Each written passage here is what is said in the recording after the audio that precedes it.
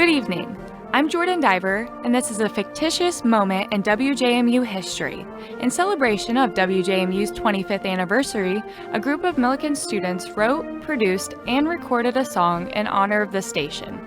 On March 10, 1996, that song made its on-air debut. Here it is, once again, 25 years later.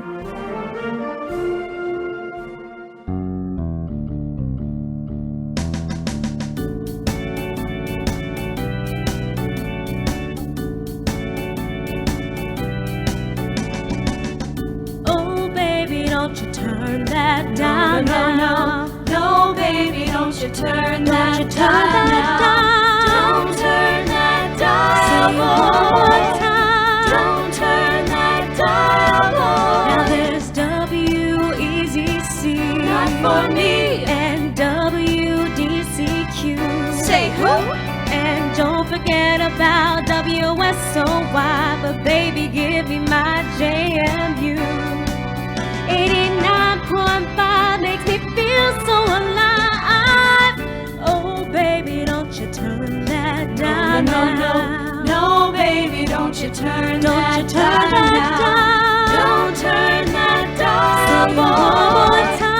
Don't turn that dial, boy. Leave the dial alone. Don't turn that dial, boy. Don't turn that dial, boy. I'm Jordan Diver, and that's the way it was. Well, kinda.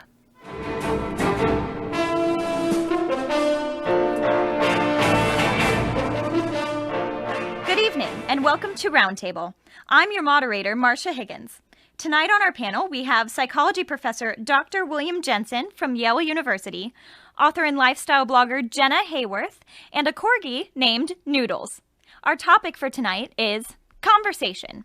Is it a dying art? Professor Jensen, what's your take on the matter?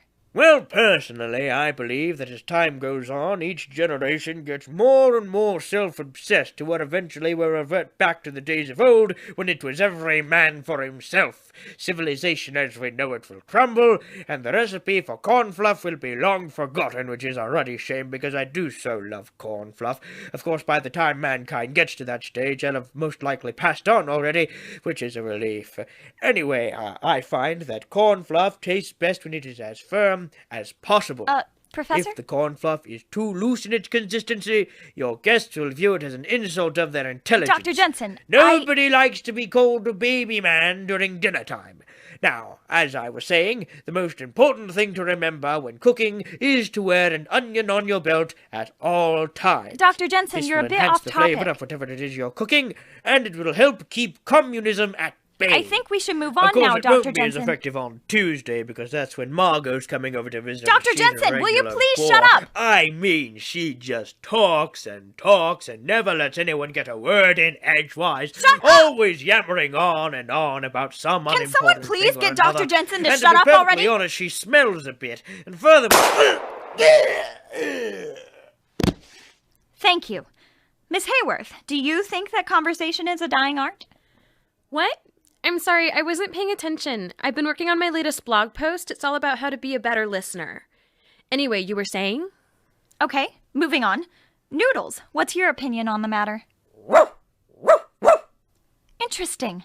So you feel that conversation is vital to human survival and thus can never fully die out. I must admit I hadn't thought about it that way before, Noodles. Oh my god, is that old dude dead? What the crap? A puppy! Come here, little pupper! Oh, who's the cutest little floof?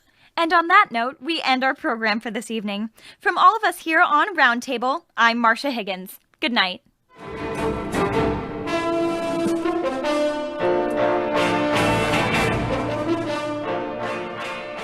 We're very fortunate to have Rebecca Jaffe in our cast. She's a veritable Renaissance woman.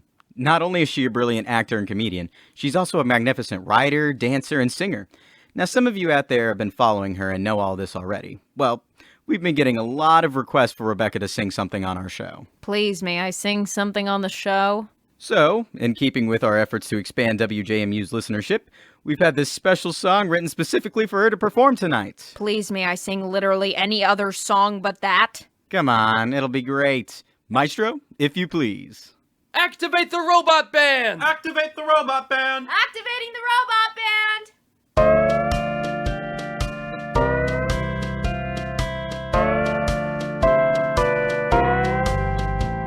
I turned on the radio.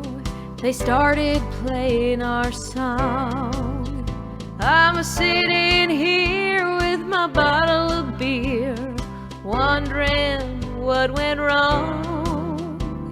You let another steal you away from me, and now we have to part. I'm gonna turn my dial to WJMU, 'cause I can't turn the dial to your heart. Now I ain't much for writing music, but I'm finding it easy today. 'Cause you tore my heart into a million pieces, and then you threw it away. The memories that our old song brings, they sting me like a dart. I gotta turn my dial to WJMU, 'cause I can't turn the dial to your heart. I'm sitting here in the park where you first held my hand, right into my guitar case, 'cause I've lost my loving man. I might send this song to Reba, might just try my luck. If I've gotta live with this heartache, I might as well make a buck. But if I ever hear that song on the radio, my lonely tears would start. I'll have to turn my dial to WJMU, 'cause I can't turn the dial to your heart. I'll have to turn my dial to WJMU, 'cause I can't turn the dial to your heart.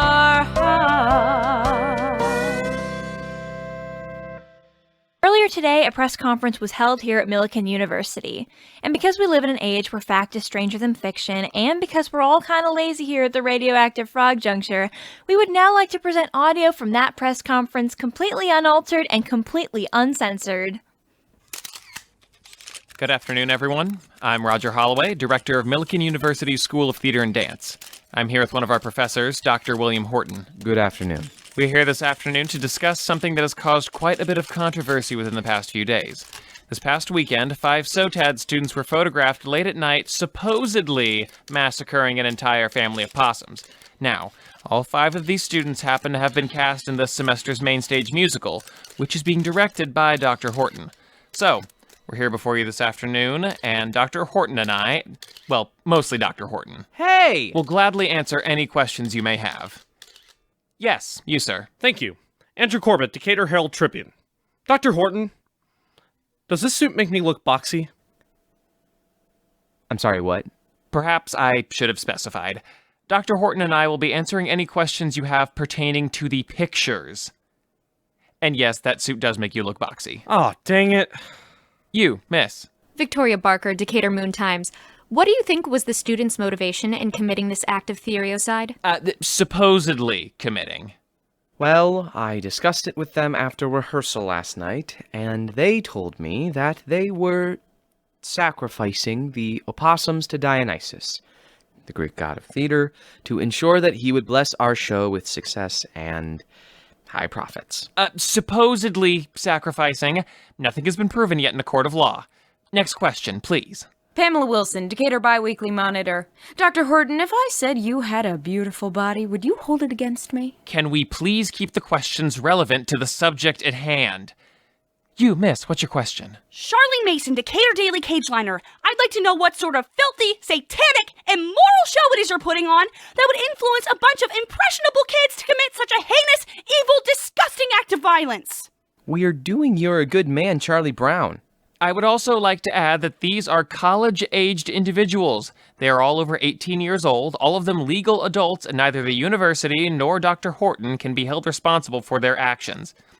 Supposed actions. You, sir, the tall fellow. David English, Baseman Quarterly.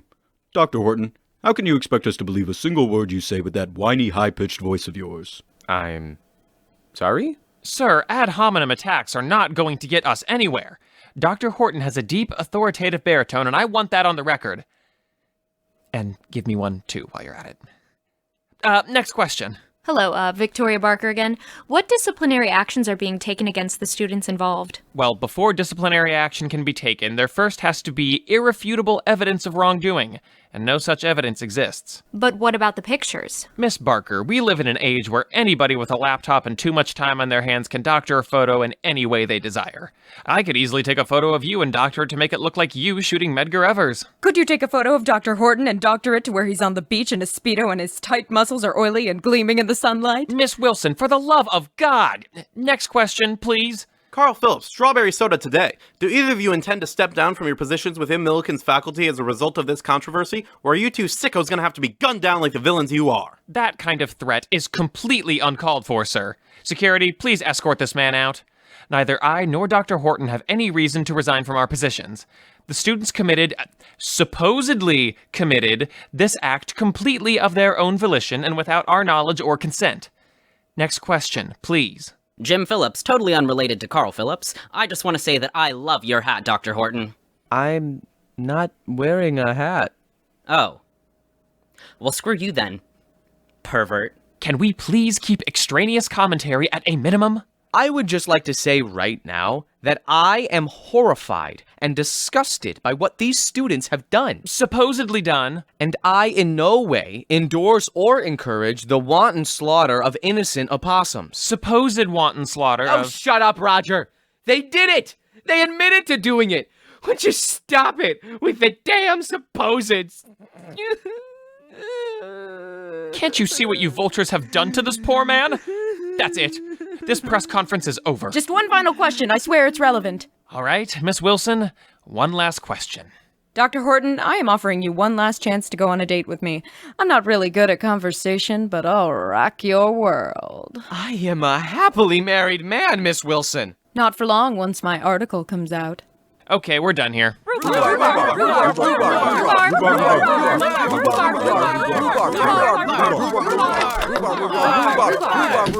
Honey, I'm home. George, how was work? Awful. I hate being a lawyer with every fiber of my being. I have absolutely no idea why I went into this line of work. Not good, huh? Any interesting cases? An innocent woman is getting sent to the electric chair because some idiot forgot to carry it too. My hope in humanity is all but dead. That's wonderful. And your day's just about to get even better. Guess what I bought today? A vial of arsenic so I can end my misery? No. Remember how you said you always wanted to be a father? I do remember that. I was extremely inebriated when I said that. Well, I got us a pet lobster! Ta-da! Oh, honey! This is so impractical. I know. He's so adorable. I've posted so many pictures of him on Instagram. I haven't decided on a name yet, though. I didn't want to make a decision without you having a say. What do you think? I think he looks like a Jefferson. Or maybe a Sam. I'll get it, honey. Maybe it's a madman with a chainsaw who will grind my brains into mincemeat. Oh, hi, Kylie. What an unpleasant surprise. Honey, it's that nerdy neighbor kid who always comes over for some reason. How do you do, Mr. and Mrs. Stoat Pamphlet? Just marvelous, Kylie. And you? I'm okay. I think she's lying, but I don't really care enough to look into it. Have you heard about our new pet lobster? Oh, yes. I've seen all the Instagram photos. I actually came over just to see him in person. Well, come on inside. You can hold him if you want. Be careful, though. He's not housebroken. Okay. Please don't touch any of our things. Here you go. Careful. There. Isn't he the most adorable creature you've ever laid eyes on? Oh, yes. What's his name? We haven't decided yet. I'm thinking Colin, or maybe Michael. What do you think, George? I really couldn't care less what you name him. Just pick anything. I think he looks like a Chase. Chase! I like it! It's hip and modern! It just screams pet lobster! What do you think, honey? Whatever gets this weirdo kid out of our apartment sooner. Yay! It's official! Oh, you're just the cutest little lobster. If you ever need someone to pet sit Mrs. Stowe Pamphlet, I'm always available. You'll always be the first person I ask. Yay! We're gonna have so much fun together, Chase! Chase and Kylie, Kylie and Chase, happy together in happy Snuggleland. You're starting to creep me out, Kylie. I think you should go home now. Well, I better put him back in his aquarium. I'll take him back now, Kylie. Okay, here you go.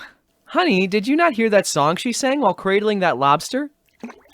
Can anyone actually hear what I'm saying? Chase really likes you, Kylie. I am the Messiah and the Queen is a biscuit!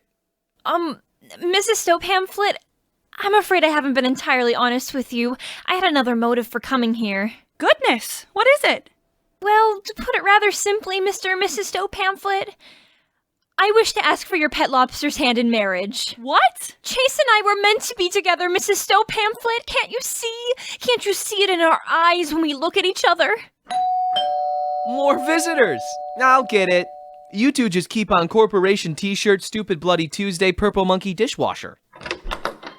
Bob! Marcy! Tiny Pickle Barbecue. Hey, George. Hey, Priscilla. We heard about your new pet lobster. You did? Oh, isn't he just the most adorable thing in the world? I'm not sure if you're aware of this, Priscilla, but there's a certain standard that tenants of this building are expected to live up to. There are 2 unspoken rules here. No loud parties and no exotic pets. We've already started a petition calling for your eviction unless you get rid of that thing. It's already been signed by half the building. I suggest you act fast before we get all the signatures we need. Well, you won't have to worry about Chase causing you any trouble. Chase? That's the lobster's name. And he and I are running away together. Now hold on a second. We're eloping tonight and nobody can stop us. Like hell we can't. You're coming home right now, young lady. Mom? Dad? We're not about to let you marry a lobster. What would the neighbors say? Garble Monkey Durple do. Butt out, George. Okay. Look, this is getting way too weird. Just get rid of that lobster. Come on, Marcy. Goodbye, Priscilla. Not so fast! You're all under arrest. Under what charge? You are hereby charged that you did willfully participate in a sketch of an unconventional nature with intent to cause grievous mental confusion to the American public. Good evening. All right now, line up so I can handcuff ya. Not so, Fast. You're under arrest too, me bucko. What? Me? Why? For violations of the proper sketch ending act. Namely, by ending strange or unconventional sketches by ripping off Monty Python and just arresting everybody. Well, it's a fair cop, but society's to blame. Shut up! Now, let us close out this arrest with a song! Hit it!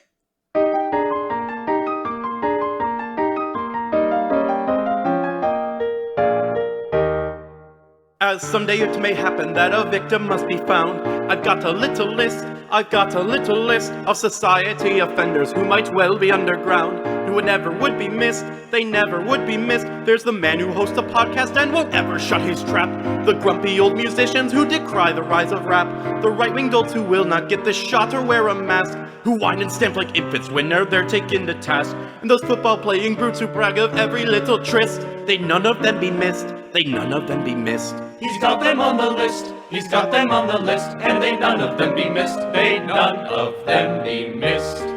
There's the men who pawn themselves that fix the title alpha males. They're just misogynists, so put them on the list. And the people who raise pit bulls and won't let them keep their tails, those bounders won't be missed, they never would be missed. There's the white suburban girl who thinks that she can sing the blues, and every single anchor on that trash they call Fox News, that church from nowhere Kansas and their loony little priest, who picket every funeral of our military's deceased. They shout anti-gay slogans and they simply won't desist, and so they're on my list, they never would be missed. He's got them on the list, he's got them on the list, and they none of them be missed, they none of them be missed.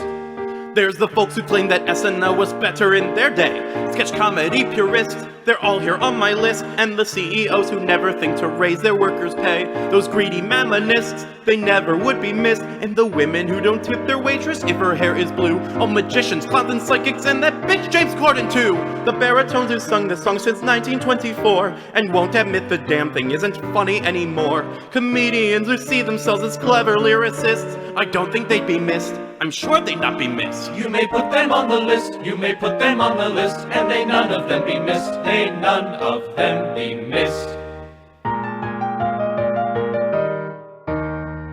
You know, a lot of people wonder what our rehearsals are like. What are our rehearsals like? If you'd show up to them, you'd know, you dingus. Now, for the rest of you who have an excuse not to know, we recorded this. And he stepped on the ping pong ball, just squashed it to bits. Of course he would. The klutz. Hey, guys! Hey, Taylor. Hey. Where's Frank? For those of you playing at home, Frank is our scriptwriter and director. You've probably never heard of him. Lucky bastards. He's in the bathroom. In the meantime, we've been talking smiggity smack about him. You know how he never finishes a script on time and how he sometimes stumbles on the simplest of words? I think he's got a little drinking problem. That would explain the smell. Personally, I thought it was measles. That's gossip! Thanks, Junior Asparagus. We had no freaking idea. Look, you can spare us the lecture, okay, Taylor? But don't you know how much damage gossip can do to working relationships? To friendships? Oh, come on. Theater people gossip all the time, especially about each other. It's part of the fun. Hell, it's the only reason I'm friends with Rebecca. It's true. We literally have nothing else in common. Well, I don't think it's right, and I'm gonna tell. Who are you gonna tell? Our mommies? I'm gonna tell Frank and the rest of the cast. And now that you've mentioned it, I am going to tell your mommies. What up, bitches? Hey, Mickey. Mickey, these two have been gossiping about us behind our backs. Narc. Spoil sport. Hello, Taylor. How are you? Didn't you hear what I said? Yeah, I don't care. Hannah and Rebecca can say whatever they want about me. It's no skin off my ass. Besides, Jocelyn and I gossip about them, too. What? What kind of crap do you say about us, Mickey? Mostly that you're not natural redheads. Minor stuff. Well, that's disappointingly uncreative. I've been busy, and Jocelyn's still trying to get the hang of being really vicious. You've corrupted sweet, innocent Jocelyn? Sweet and innocent? Oh, that's a laugh. Oh, that's it! I'm telling the Lord. Oh, yeah? What's he gonna do? Smite us with his mighty smiting powers? We're so scared. You should be scared. I'm gonna tell God what you've been doing, and then he's gonna lay his vengeance upon you. He's gonna bust a cap in your asses. That's what he's gonna do.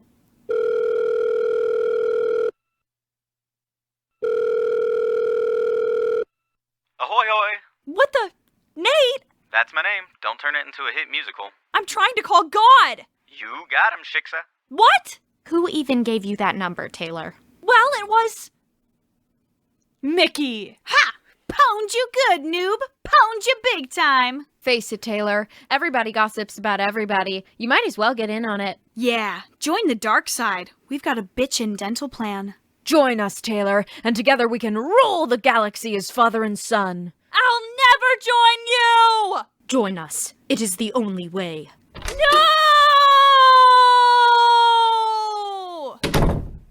The hell's her problem? I think it's an imbalance of humors. I think it's panty crickets. Sounds yeah, about right. That's probably what it is. Hi, I'm Owen Peterson. What you've just heard was an attempt to make a very important point. It wasn't a good attempt, but... Anyway, don't do cocaine, kids. Thank you. And now, in an effort to explore the higher arts and to feature some sophisticated acts on this station, we present to you the pride and joy of my alma mater, the Lane Tech High School Advanced Mixed Silly Noise Choir, directed by Dr. Steve Carrera. I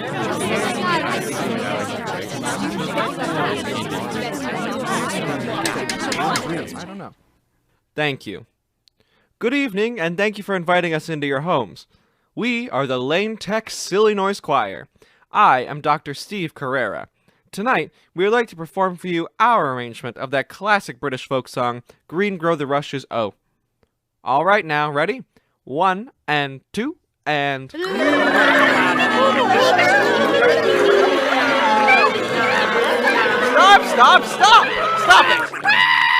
That was wrong! All wrong! The altos were early, the sopranos were flat, and the tenors just plain sounded like hot garbage. That was awful. You call yourselves musicians? Now you've made not only me, but our whole school look bad in front of these complete and total strangers we'll probably never see again after tonight. The school's probably going to disband the choir after this disaster. Are you happy? Is that what you wanted, for this choir to cease to exist? Well, congratulations! You got your wish! You make me want to puke! You know what? I don't need this! I quit! Me too! I'm sick of putting up with your abuse. I don't even know what. Hey, come back! We're not done here. We've still got 5 minutes left in our set. Get back here, or I'll have you all expelled. I'll do it. The principal and I go way back. I'll make it happen. Kids, kids, man, please. This is not professional behavior. Thank you.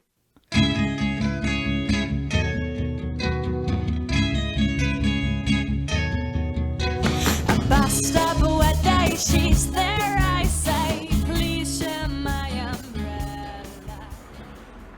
Oh my god, this bus is taking forever. Come on! Hi! Ah! Sorry, didn't mean to scare you.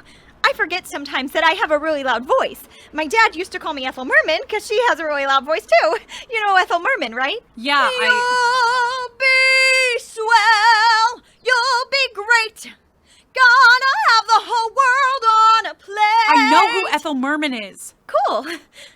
I like her a lot. Not as much as I like Bernadette Peters, but I like her a lot. You like Bernadette Peters? I guess. She's one of my favorite actresses. She's just so versatile. When I was little, I wanted to be her. That's nice. Then, when I was in high school, I wanted to be like Carol Burnett. I got really obsessed with her show for a little bit. It was a rough time. I was in this really unhealthy relationship, and I'd always watch clips of her show on YouTube to keep myself from crying. It didn't always work. She did some deep stuff on that show. Like this one skit where she's at a bar, and she's this really lonely woman, and Harvey Korman comes in, and she's like, "Is this a pickup?" And then Harvey's like... Excuse me, but is there a point to all this? Well, it's just that some of her skits got me thinking about my life, and eventually I dumped the guy I was seeing at the time. Good for you. Then I tried out for my school's improv troupe, but I didn't make it in. I don't think I was very good. I didn't get any laughs. Either way, I kind of gave up on wanting to be Carol Burnett after that. But then I got the lead in the musical that year. Oh, you'll never guess what it was. Go on, guess. Come on, guess. Come on, come on, come on, come on. Just tell me. Once Upon a Mattress. And I got the lead. Just like Carol Burnett. I got to be Winifred. I've always been shy. I confess it, I'm shy. Can't you guess that this confident air is a mask that I Will wear? you shut up? For the love of every single deity worshipped by mankind, will you please shut your loud, festering gob? I don't want to hear about Carol Burnett or Bernadette Peters or whoever. I don't care about you sucking at improv or dating some bastard in high school. Will you just shut up? Nothing would give me more pleasure in this world than the sweet, sweet sound of you not uttering a single word more. Do you have any idea how annoying you are? If I were wearing the Infinity Gauntlet right now, I would snap my fingers just on the off chance that you would be one of the 3.5 billion people killed. That is how annoying you are! God, you just love to hear yourself talk, don't you? I'm gonna go wait at another bus stop. The last thing I need is to get stuck with a chatterbox.